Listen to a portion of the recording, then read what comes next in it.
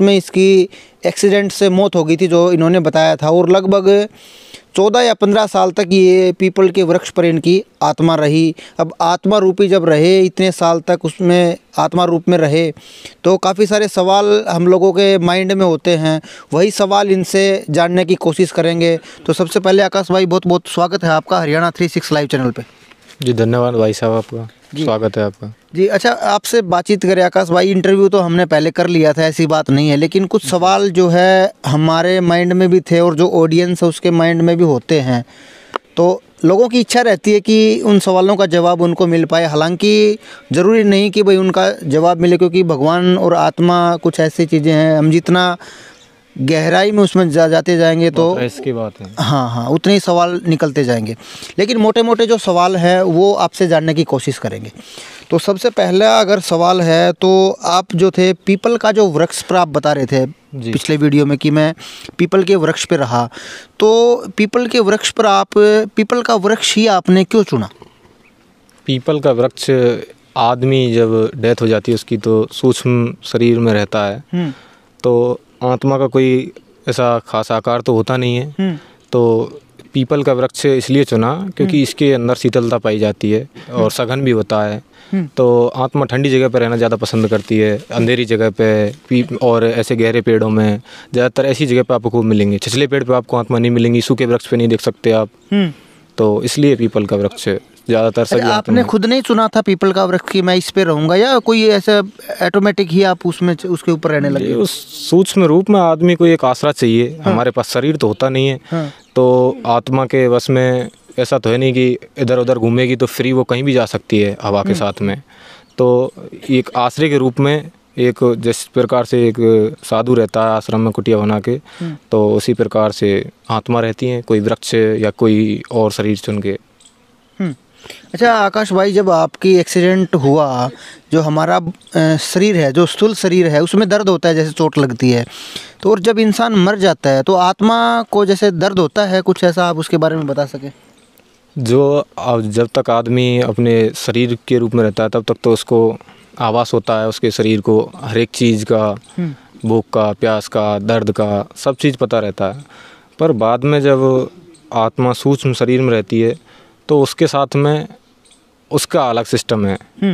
तो आत्मा के साथ में ऐसा होता है कि उसके अंदर तड़प होती है, भूख प्यास सब चीज़ होती है, उसके पास में खुद का शरीर नहीं होता है। कुछ आत्माएं ऐसी होती हैं जो दूसरे के शरीर में जाके भोजन खाती हैं। आपने बहुत बार देखा होगा या घटनाएं सुनी होंगी, किसी के शरीर के अंदर कोई दूसरी आत्मा आ जाती है तो ज़्यादातर खाना मांगता है। मतलब जो उसकी असंतृप्त जो वो रह जाती हैं इच्छाएँ, उनकी वो पूर्ति करता है। तो आत्मा के साथ में भी होता है ऐसा, हर तरह की। आपने कभी कोशिश की जैसे किसी के शरीर में जाने की, या आपके परिवार के पास जाने की, किसी के, जैसे बोलते हैं कि आप बताया जैसे आपने अभी?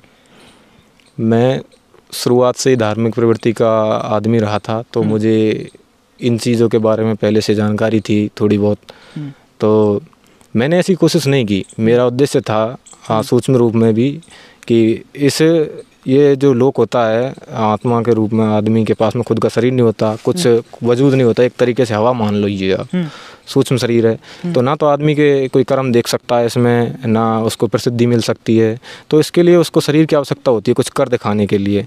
तो मेरा तो यही उद्देश्य रहा कि जल्दी से जल्दी इस रूप से छुटकारा मिले, मुझे कहीं और जन्म मिले या परमात्मा के लोक में स्थान मिले।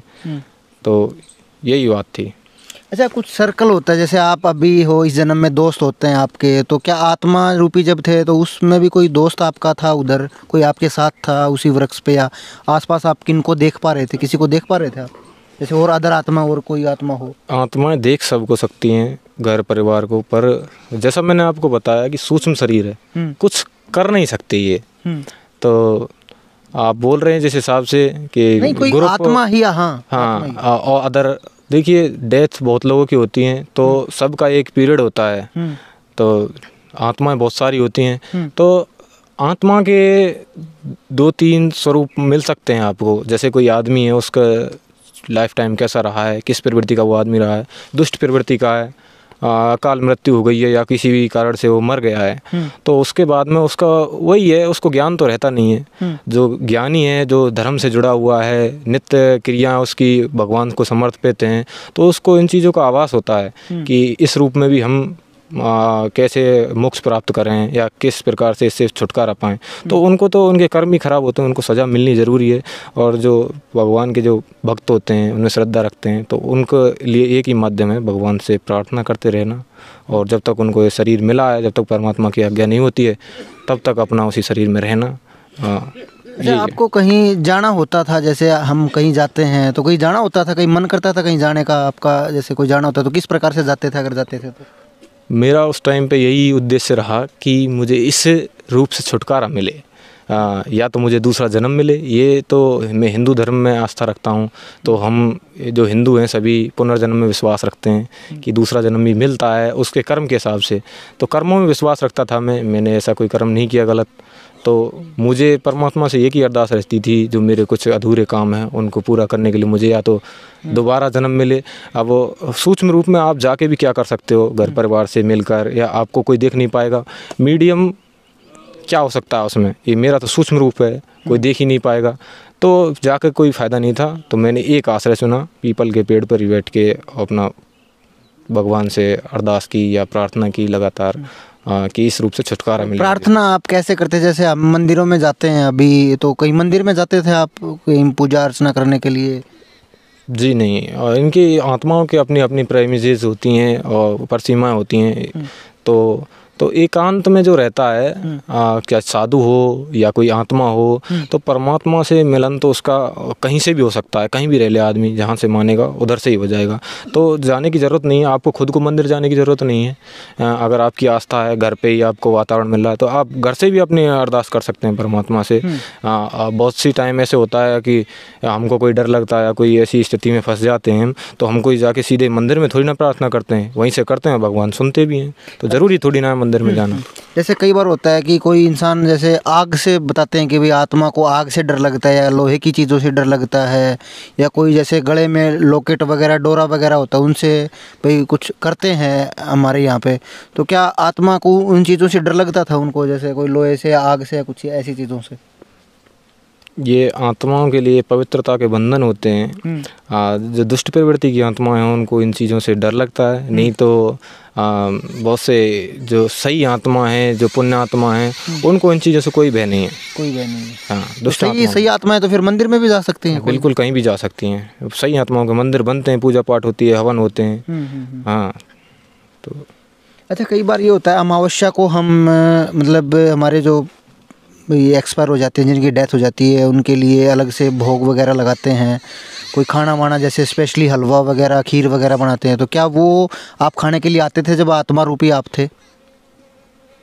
ये हमारे वेदों में आत्माओं के लिए ये विधान बताए हैं, पितरों के लिए श्राद्ध वगैरह, इन सब चीज़ों के ये नहीं, आपने कभी कोशिश की जैसे आपके घर पे आने जाने की, जो पिछला जन्म आपका था वहाँ पे? मैंने तो इस प्रकार की कोई कोशिश नहीं की घर पे आने जाने की, ऐसी कोई घटना नहीं है। और जैसे कई बार ये होता है कि हम जैसे बोलते हैं कि पितरों के कपड़े दे देना, पंडित जी को कपड़े वगैरह देते हैं, तो क्या वो आप तक पहुँचते थे? नहीं, ऐसा कुछ नहीं है। आत्मा के लिए तो कोई ज़रूरत है ही नहीं कपड़ों की, आवरण की। आत्मा तो उसका खुद का एक रूप है, उसको कपड़े की क्या ज़रूरत है जब उसका शरीर ही नहीं है उसके पास में। कपड़ों की ज़रूरत तो उसको है जिसके पास खुद का आवरण हो। आत्मा के पास खुद का रूप स्वरूप ऐसा है ही नहीं, वो तो कुछ भी रूप में, एक तरीके से धुआं लगा लो आप, कोयरे की तरह होती है।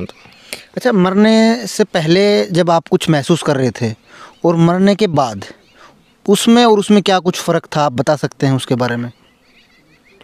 वो पीरियड तो ऐसा होता है, आदमी जब उसकी डेथ होती है उस टाइम पे उसकी जो जान निकलती है, उस टाइम पे उसके दिमाग कितना काम कर सकता है, उसके वजह जीवन की घटनाएं याद आती हैं उसको।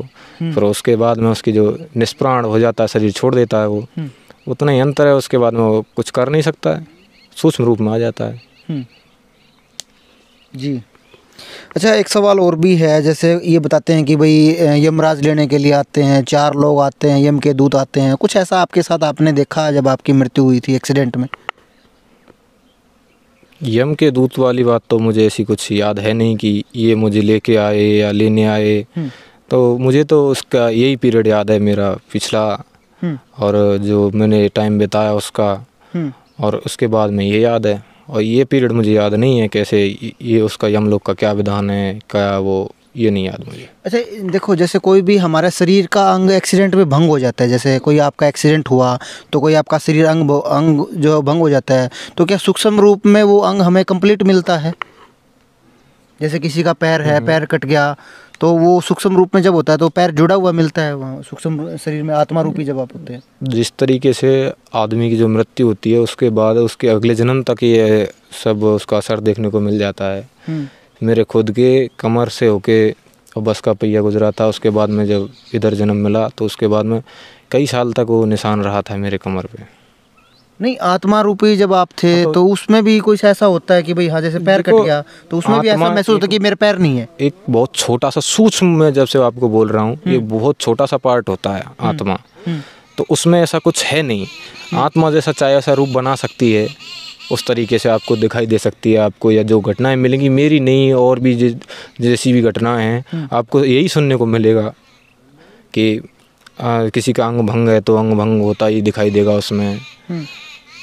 वो आत्मा के ऊपर है, वो कैसा भी रूप लगा सकती है, अपना रख सकती है। अच्छा आकाश भाई, जब आपकी मृत्यु हुई और मृत्यु के बाद दाह संस्कार होता है, इस बीच आपने कुछ देखा हो? मृत्यु और दाह संस्कार तक कुछ आपने सीन देखा? आपने कुछ देख पाते हैं?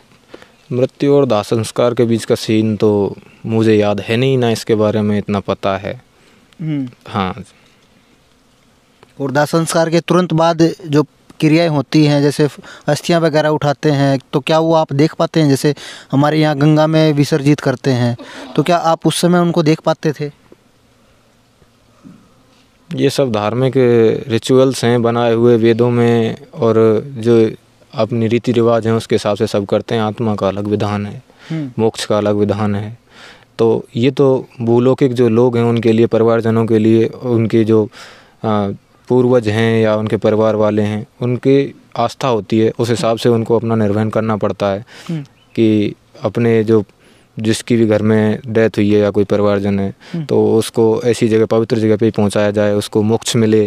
तो इसके लिए सब की जाती नहीं। आत्मा का इससे खास रूप से इतना कि देखना ये मिल रहा है नहीं मिल रहा है, जब आत्मा के पास में शरीर ही नहीं है अपना तो उसको कोई फ़र्क नहीं पड़ता इन चीज़ों से। अच्छा, जब आपकी मृत्यु हो गई थी, आप बता रहे कि भाई मैं पीपल के वृक्ष पे थे आप, तो उसके बाद आपके बाद किसी की डेथ हुई हो, किसी की मृत्यु हुई हो, कोई और भी आत्मा सूक्ष्म शरीर आपके पास पहुंचा हो, आपने देखा हो? हाँ, ऐसी तो बहुत सारी आत्माएं थीं उधर। हाँ, जिस प्रकार से आपने पूछा क्वेश्चन की ग्रुप में, हाँ आत्मा ग्रुप में भी रहती हैं। जिसको जिस तरीके का मिलता है, लोग जो जिस तरीके की प्रवृत्ति के होते हैं वो उस तरीके से ग्रुप भी बनाते हैं अपना।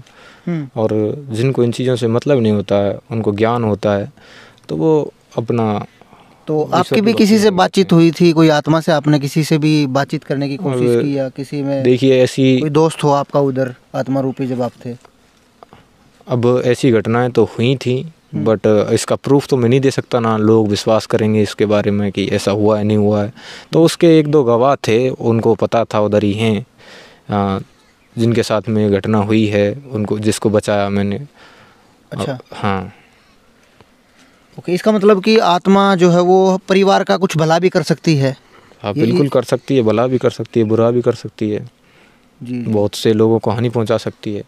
पर ये डिपेंड करता है उस आत्मा के स्वभाव पर कि किस तरह का को आदमी था। कोई एक आधा उदाहरण आप दे सकें, जैसे आप पिछले जन्म का जो परिवार था उनकी आपने कुछ हेल्प की हो, कुछ मदद की हो किसी भी चीज़ में? कोई एक आधा उदाहरण आप दे सकें? इस तरीके का उदाहरण तो मैं नहीं दे सकता, घर परिवार वालों का ही कोई अनुभव होगा वही बता सकते हैं। आपको याद नहीं है? नहीं है, मुझे याद नहीं। आपने कराए ज़रूर थे? जी जी, कराए थे। ओके, तो क्या मरने के बाद भी व्यक्ति को भूत या किसी चीज़ से डर लगता है? जैसे हम बताते हैं कि आत्मा, भूत तो एक वैसे भी एक नेगेटिव वर्ड है, बोल देते हैं, लेकिन क्या आपको भी किसी आत्मा से डर लगता था कि भाई हाँ ये मतलब बलशाली है या मेरे से हैवी है, तो किसी आत्मा से डर लगता था आपको? आत्मा को किसी से क्या डर? आत्मा को डर है उसके जो उसने कर्म किए हैं, उसका जो दंड मिलना है, उससे ही डर रहता है आत्मा को, और किसी चीज़ से कोई डर नहीं है आत्मा को। हाँ, ऐसा है, आप किसी को नुकसान पहुंचा रहे हो तो कोई पवित्र आत्मा है या कोई देव है, और या इस तरीके से लगा लो कोई उपासक है, वो आपको दंड जरूर दे सकता है। किसी और सूक्ष्म रूप में आप हो, उसके बाद में आपको कैद कर सकता है। इस तरीके की घटनाएं होती हैं आत्मा के साथ में भी। अच्छा, जैसे अब सर्दी का सीज़न है तो सर्दी लगती थी, या गर्मी के सीज़न में गर्मी लगती हो, आपको कुछ ऐसा लगता था? ये सर्दी गर्मी मौसम ये सब उन लोगों के लिए हैं जिनके पास खुद का शरीर है। मैं आपको पहले भी बता चुका हूँ, इन चीज़ों का कोई फ़र्क नहीं पड़ता है। बस आत्मा को ये कोई है, फ़र्क नहीं पड़ता। हाँ, कि मौसम के हिसाब से कि अब इसको कपड़े चाहिए, इसको गर्म कपड़े दो, या बाद में ठंडी हवा चाहिए, ऐसा कुछ नहीं है। बस वो है, मैंने आपको बता दिया पीपल के पेड़ वाली बात मैं बोला हूँ पहले ही, कि आत्मा ज़्यादातर ठंडी जगह पर रहना पसंद करती है। हाँ, जहाँ उसको एक शीतलता प्राप्त हो, एक तरीके से ये एनर्जी होती है, तो एनर्जी का ठहराव ऐसी जगह पे होता है। ऐसी जगह पे हमारा जो स्थूल शरीर है, जो जैसे अभी हम हैं, जैसे एक जगह पे हम शाम तक अभी यहाँ पे बैठे रहेंगे तो हमारे पैर जो वो थक जाएंगे। तो कई बार ऐसा होता था कि भाई आप पीपल के पेड़ पे बैठे हो या लेटे हो तो वहाँ थकान वगैरह कुछ ऐसा महसूस होती हो? आत्मा स्वतंत्र है, कहीं भी जा सकती है। बहुत सी आत्माएं हैं जो भटकती भी रहती हैं, इधर से उधर, उधर से उधर, कहीं भी भटक लो, पर एक तरीके से हवा के रूप में कहीं से कहीं, कहीं से कहीं जा सकती हैं। हाँ, तो घूमो, खूब घूमती हैं आत्माएं। तो घूमती कैसे हैं आकाश भाई, वो आत्माएं कैसे घूमती हैं? जैसे आत्मा को उनकी इच्छा है, जैसे कहीं भी जा सकती जैसे हैं। कोई हवा के झोंके के साथ, या फिर किसी मतलब कि भाई कोई व्हीकल से, जैसे कोई ट्रक में जाते हैं, कोई गाड़ी में जाते हैं हम, तो किस प्रकार से जा सकते हैं उसमें आत्मा रूपी जब होते हैं? आत्मा के पास में खुद का शरीर तो होता नहीं, उसके लिए बस एक मीडियम की आवश्यकता होती है। तो हवा है एक तरीके से, कहीं भी कहीं जा सकती है। आप बोल रहे हो व्हीकल में, या किसी भी माध्यम से जा सकती है। आपके शरीर के अंदर प्रवेश कर गया कोई, तो आपके ज़रिए जाएगा, और किसी और जीव जंतु उसके ज़रिए जा सकता है। हाँ, तो आत्मा को ऐसे ज़रूरत है नहीं। अब जैसे हम अभी हैं, काम करते हैं हम लोग जी, तो सोते भी हैं, 12 घंटे काम करते हैं, 12 घंटे सोते हैं। तो क्या जब आप सूक्ष्म शरीर, सूक्ष्म रूप जब आप थे, आत्मा रूपी जब आप थे, तो सोते भी थे, वहाँ नींद भी आती थी? आदमी को नींद, थकान और भूख प्यास का अनुभव कब होता है? आप एक तरीके से अपने इसी जीवन के हिसाब से देख लीजिए। अब आप काम मत कीजिए, आपको खाने की कितनी ज़रूरत पड़ती है? उतनी पड़ती है, बहुत कम। और आप एक काम कर रहे हो आप लगातार, तो आपको खाने की ज़्यादा ज़रूरत पड़ेगी। तो उसी हिसाब से आत्मा का भोजन तो एक तरीके से एक असंतृप्त आत्मा है, तो उसकी संतृप्ति कभी होती भी नहीं है। इधर से उधर, कभी इसके कभी उसके, तो उनकी परमात्मा की इच्छा से ही संतृप्ति होती है। आप ज़्यादा से ज़्यादा, आपको 2 जीवन मिलते हैं। अगर आप अपने इस जीवन में हो तो अच्छे से अच्छे कर्म कीजिए, और अगर कोई कमी रह जाती है तो आपके लिए सूक्ष्म जीवन भी एक मौका होता है कि अपने कर्म सुधारें। बहुत से लोग ऐसे होते हैं अज्ञानी, उनको एहसास नहीं है इन चीज़ों का, अपने सूक्ष्म जीवन को भी ख़राब कर लेते हैं, तो नरक के भागी होते हैं और इधर से उधर भटकते रहते हैं। परमात्मा का विधान है ये, जब तक आपके कर्म सही नहीं होंगे, कर्मों पर ही आधारित है सब कुछ।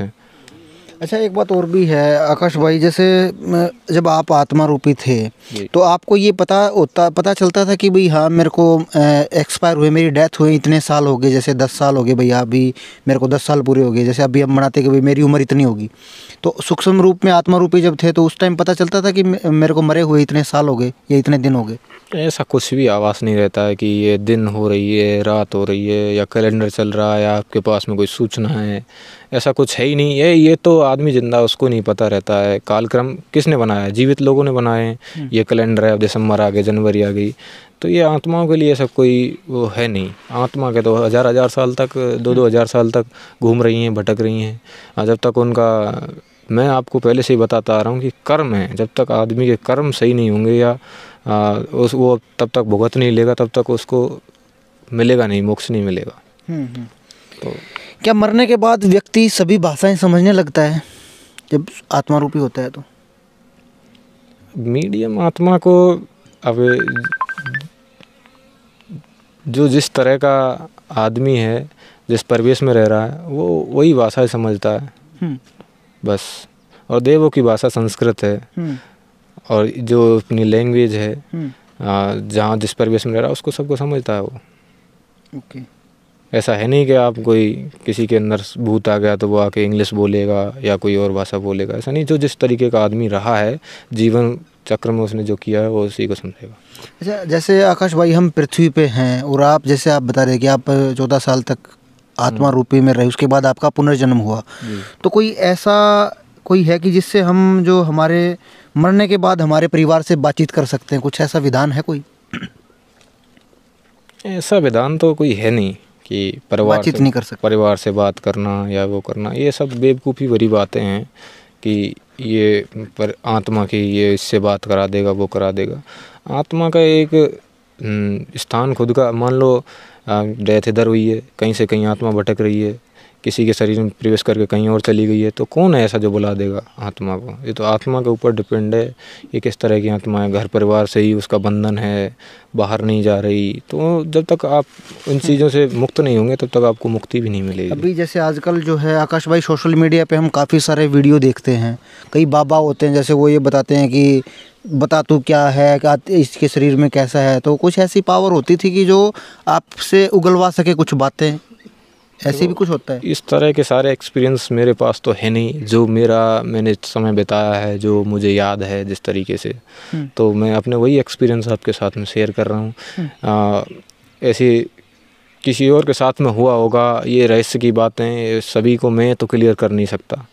बहुत सारी घटनाएं मिलेंगी आगे आपको, आप सुनेंगे। अच्छा, आत्मा रूपी जब इंसान होता है तो उसको ये पता चल जाता है कि मेरा कौन सा जन्म है? ये इंसान लाखों करोड़ों बार जन्म लेता है, मरता है, फिर पैदा हो जाता है, तो ये पता चल जाता है कि मेरा ये कौन सा जन्म है या मेरा अभी आने वाला कौन सा जन्म होगा, कुछ पता चल जाता है उसमें? जिन लोगों को देखो, ये जनरली बात तो ये है, इंसान का जो जीवन काल है जन्म मरण जन्म मरण जन्म मरण इसी के बीच में रहता है। तो हमारे लाखों करोड़ों जन्म पहले हुए हैं और आगे भी होंगे, इस रूप से, इस शरीर से दूसरे शरीर में अब जिंदे हैं, फिर मृत्यु हमारी निश्चित ही है। जो आदमी जन्म लेता है उसकी मृत्यु निश्चित है। तो संसार को बने कई हजार वर्ष हो गए हैं, तो आदमी, अब हमको 1-2 जन्म याद हैं अपने, अब आगे की ज़रूरी थोड़ी ना है कि हमको ये याद रहें, या आपकी भी या और किसी की डेथ होगी कि आपको याद रहें, सबको ये याद थोड़ी ना रहते हैं। कोई लेडीज़ कोई आपने दिखी या फिर एक ही तरह का शरीर दिखता था जैसे आप आत्मा रूपी थे? कोई जैसे कोई लेडीज़ एक्सपायर हुई तो लेडीज़ के रूप में ही दिखती हो आपको, या फिर कोई बच्चा एक्सपायर हुआ है तो उसकी आत्मा आपको बच्चे के रूप में ही दिखती हो, ऐसा ही होता है या फिर वो बड़े दिखते हैं? ऐसा तो मेरे एक्सपीरियंस है नहीं कि लेडीज़ का या जेंट्स का कोई भेद हो। आत्मा, कोई लेडीज़ आपने देखी हो आत्मा उधर जब आप आत्मा रूपी थे? नहीं, ये सब मेरा कोई एक्सपीरियंस नहीं है, ना मुझे ये याद इसके बारे में कि ये लेडीज़ है या वो है। आत्मा है, आत्मा का क्या रूप है? एक बॉडी का एक छोटा सा पार्ट होता है जब तक आदमी जीवित है, उसके बाद में वही है। क्या भेद करेगा आदमी? जब तक जीवन है तब तक ये भेद है, नहीं तो सब आत्मा ही है।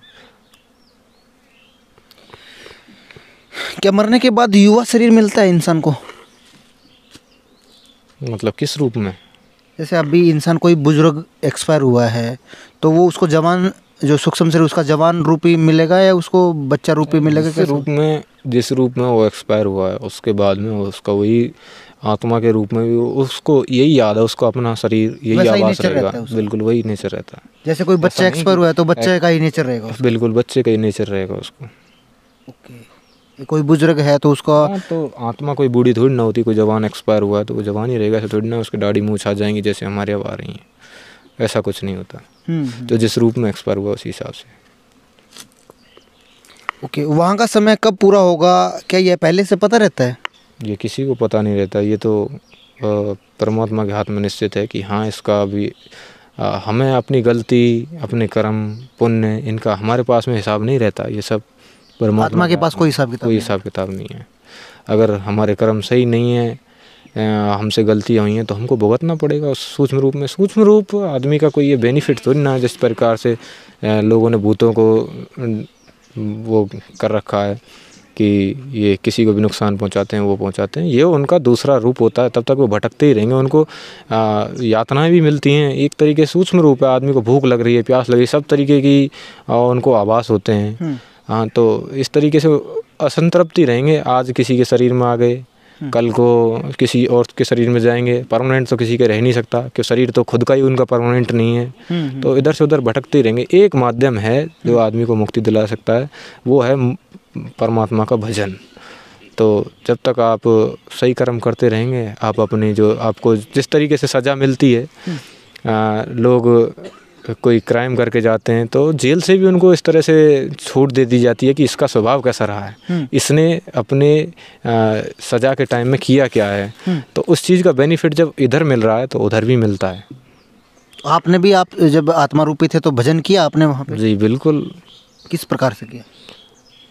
मैं शुरू से ही रामायण पढ़ता था और मेरा इसमें विश्वास था शुरू से ही, परमात्मा से यही अरदास रही मेरी लगातार। अब मनन में और भजन में आपको कोई परेशानी थोड़ी ना होनी चाहिए, कहीं भी हैं परमात्मा से आपकी हित है तो आपको मोक्ष मिलेगा। ओके। वहाँ से आते समय जब गर्भ में कैसे प्रवेश होता है, कुछ पता है आपको उसके बारे में? कुछ याद हो, कुछ ध्यान हो? नहीं, गर्भ के टाइम की मुझे कोई ऐसी बात याद नहीं है। जब मैं ऐसा, मुझे बाद में ये जो सपने आते थे बाद में आने लगे, पूरी घटनाएं जो भी हुई वो ऐसे रिकॉल होने लगी, जैसे मैं सोचने समझने लगा, तब से ही मुझे याद है। नहीं तो ऐसा है नहीं, बचपन का काल है, सबका है, वो नेचुरल है। अच्छा, जब आप छोटे थे आकाश भाई, तो क्या जन्म के तुरंत बाद जो पिछला जन्म होता है उसकी स्मृति रहती है? जन्म के तुरंत बाद मैं जब से बोलने लगा, अपने घर वालों को, भाषा को समझने लगा, तो मुझे तभी से याद था, छोटे से जी। हाँ, वही बात। छोटे से, बचपन से ही सारी चीज़ें याद थी? हाँ, बचपन से याद थी सब। तो जैसे बच्चा बोल नहीं पाता है तो उस टाइम भी आप कोशिश करते थे किसी परिवार को या किसी मेंबर को बताने की? मैं छोटे से ही जैसे हकलाने लगता है बालक, तोतला तोतला के बोलता है, उस टाइम से ही मैं बताने लग गया था घर वालों को, परिवार वालों को। वो समझ नहीं पाते उस टाइम पे? हाँ, फिर बाद में सब बच्चा ठीक बोलने लग जाता है तो समझने लगे।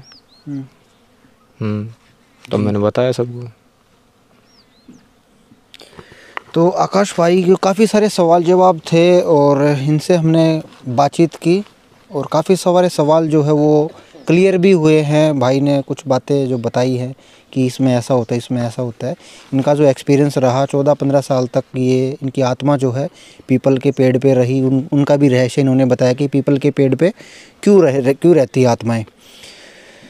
तो और भी ऐसी वीडियो आपको दिखाते रहेंगे। कुछ सवाल जवाब थे, आकाश भाई ने उनका जवाब दिया। आकाश भाई, बहुत बहुत धन्यवाद आपका चैनल से जुड़ने के लिए। और लोगों की काफ़ी कॉल आई थी कि एक बार आकाश के पास दोबारा जाओ, कुछ सवाल हैं हमारे, एक बार वो उनसे क्लियर करो। जो मेरे खुद के निजी अनुभव थे मैंने आपको बताए हैं। ऐसा तो है नहीं कि हम भी और तुम भी रह रहे हैं, आपके अलग अनुभव हो सकते हैं, किसी एक जगह पे जाके मेरे अलग हो सकते हैं।